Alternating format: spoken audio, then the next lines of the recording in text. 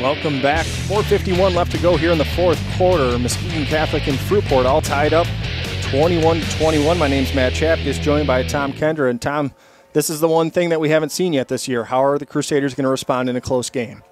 Absolutely, yeah. We've been rolling so easily. I mean, I got to give credit to Fruitport and first-year head coach Greg Vargas for recognizing that he had a special athlete in Tyler Fahler, and he's allowing him to use his skills. Here comes the kick. Tommy Scott takes it at the 20, looking for a hole up the middle, and he just lost his footing as he crossed the 30-yard line. Woo, Tommy Scott had an eye on another big one, but just couldn't get the traction on the wheels. So the Crusaders will have decent starting position at the 30-yard line with 4:45 left. That's what's so dangerous about this MCC team. It's Tommy Scott, Alex Lewandowski, Jesse Anderson, and Zach Campbell. 4 guys who can go the distance on every play. And against a tired defense, that would sure be nice right now. Here comes the handoff. It's Lewandowski coming off the left-hand side. He's going to fight his way forward for about 4 yards on first down up to the 34. The Crusaders would like just a long, methodical drive down the field to eat the rest of this 4.5 minutes in the fourth quarter and cap things off as time expires. Yeah, it's certainly white knuckle time though, because you don't want any turnovers. It's going to be one play, one way or the other, to decide this game. Fakes the handoff. Campbell's got it himself, and he is across midfield, across the 45, fighting his way down to the 30, down to the 26-yard line. Big gain there by Zach Campbell. Again, kind of like we suspected coming into tonight. Zach Campbell keeping the ball himself and running it has been the big weapon for the Crusaders. Couple scores to update you on. Spring Lake won big time, 41-0 over Tri-County. Grand Haven leading 13-12 with 2 minutes left over Hudsonville. Here comes the handoff. Lewandowski going up the middle. He is inside the 25, down to the 22-yard line. We'll call it a gain of 4 on first down. Second down and 6 for MCC. Clock now under 4 minutes left in the fourth quarter with this game all tied up 21. You know, I had heard at one time that Zach Campbell had been clocked at 4.4 in the 40. I don't know how accurate that is, but the guy is very fast. And he showed it there on that last keeper run. Handoff to Lewandowski. He's across the 20 down to the 17, 18-yard line, we'll call it. Another gain of 4 yards will bring up third down and 3. And the clock keeps moving. 3:20 left to go here in the fourth quarter. The old scissors counter trap there. They're pulling out all the bag of tricks here, throwing everything they can at Fruitport to try to get this final score.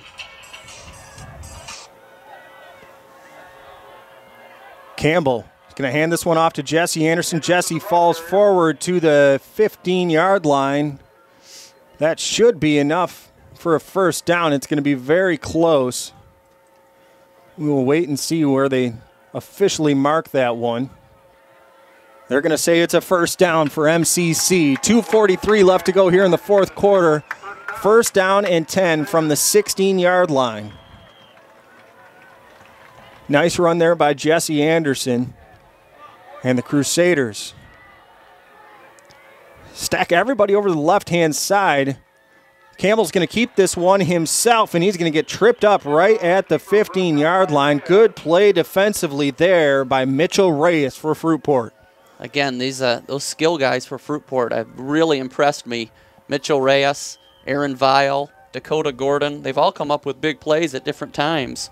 And those are the kind of kids that have been outstanding players for years in the Fruitport community, and they're now looking at pulling out the biggest win of their career.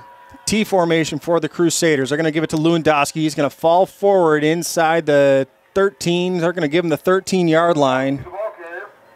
Maybe the 12, but it's going to be third down, about 7 yards to go for MCC. Minute 46 left in the fourth quarter. MCC on the first possession of the game got the ball down about this direction. Had to settle for a field goal attempt that was blocked by the Trojans. Crusaders would love to get the end zone here with 90 seconds left. Campbell fakes the handoff, keeps it himself, but he gets tripped up. Good play defensively there for Fruitport. Jacob Reese broke through. He actually tackled Lewandowski, but Lewandowski fell backward into Campbell, and it's a loss of yardage for MCC. Now it's decision time. Yeah, Jacob Breeze blew up that play, tackled 2 Crusaders by himself. 4th down and 7 yards to go. Fruitport's calling a timeout, but we're going to keep it right here and play a little coach. 4th down to 7. We're at the 15-yard line, so you snap that back 7 yards to the 22. It's a 32-yard field goal attempt. Campbell, I think he's attempted maybe 2 field goals all season. We've seen that he does have the leg for it, but do they dare go for it? Well, I think, you know, we saw some games where Zach made 8 of 8 extra points. And what I really noticed over the past couple of games is he wasn't just making it barely over the crossbar. He's been booming his extra points well past the, past the crossbar. So I would say, I think you try the field goal here. What do you think, Matt? You know, I'm with you. He is, if you're familiar with Monsignor Karen Stadium, there's a flagpole about, 20, 25 yards behind the goalpost on either side. That's where he's been hitting it. And so I would be tempted to. Mitkiff is out. He is the holder for Zach Campbell. And it looks like they are indeed going to try a field goal here. Pressure, pressure, pressure for Zach Campbell. Crusaders have run one fake as well. And Campbell's got the speed to do it again. We'll see what they got. 1:18, 32-yard field goal attempt coming up. Campbell kicks it. He's got the distance, but it is well wide to the left. But I think he got roughed on the play. Roughing the kicker will give the Crusaders another chance at life, and what a heartbreaking way for Fruitport to give the ball back to MCC. Oh, and Greg Vargas is not happy. He's trying to say that ball was tipped, but he just missed. I never saw anything that was close to that ball being tipped. Vargas is about 10 yards out in the field right now. They're going to mark this one off. Back down. Where are they finally going to set the ball up? Inside the 10 at the 8-yard line. MCC gets a fresh set of downs. 74 seconds left. We're all tied up 21-21. Fruitport does not have a timeout left. MCC has 2 should they choose to use them.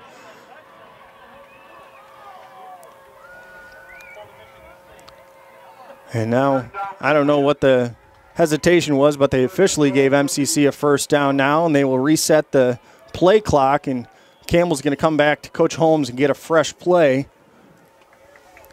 Clock does not start. Clock will start at the snap of the ball. 1:14 left. It is a tense one. 1st and goal from the 7 for MCC. We're all tied up 21-21 between Muskegon Catholic Central and Fruitport. Crusaders giving the ball to Zach Campbell. He tries to make a cut as he gets down to the 6-yard line. Maybe a gain of 1 on the play. They've tried to go with heavy blockers to that left-hand side a couple times and haven't got much out of it. It'll be 2nd down and goal from the 6. Yeah, we've seen that formation with Alex Lewandowski and the other running backs over there on the left and then trying to get over there quickly. And that's not working anymore. Clock is inside 50 seconds now. Crusaders back in a T. They're going to give this one to Lewandowski. He is going to fight his way. Fighting and fighting. He gets down to the 5-yard line, and the Crusaders are going to have to use a timeout here. They will with 36.7 seconds left. Kind of an ideal situation for MCC. They got 3rd down and goal at the 5-yard line. They do have one more timeout in their back pocket if they need to. And I would assume from this distance they would be more comfortable with Zach Campbell kicking it if he had to, although they would prefer to put 6 more on the board. Yeah, interesting play call here because they've been running left almost exclusively here on this drive. And what it's did, like on that field goal attempt, he was kicking from way over on this left hash, which is a really tough angle. It'll be interesting to see on this play with 3rd and goal from the 6. If MCC tries to run to the right, even if he doesn't make it into the end zone, it would sort of center the ball for a game-winning field goal attempt. And if properly executed, Coach Holmes could call timeout with about 3 seconds left on the clock, so the final play in regulation should MCC not be able to get the ball in the end zone right here. Yeah, I see Mike Holmes and Mike Rebecki talking things over here. This isn't their first rodeo. No, but for some of these players out in the field, it is. First really true test for MCC. They got victimized in the first 2 games by some injuries. Now 21-21, 36.7 seconds left. They're going to hand this one. No, Campbell's going to keep it himself, trying to get into the end zone, and he's going to get taken down at the 3-yard line. And they're going to let the clock keep ticking.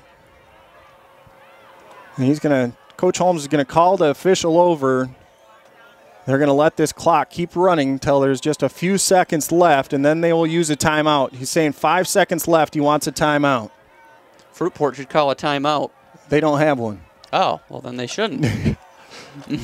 And now with 4 seconds left on the clock, MCC calls a timeout, and it's going to come back down to Zach Campbell's foot.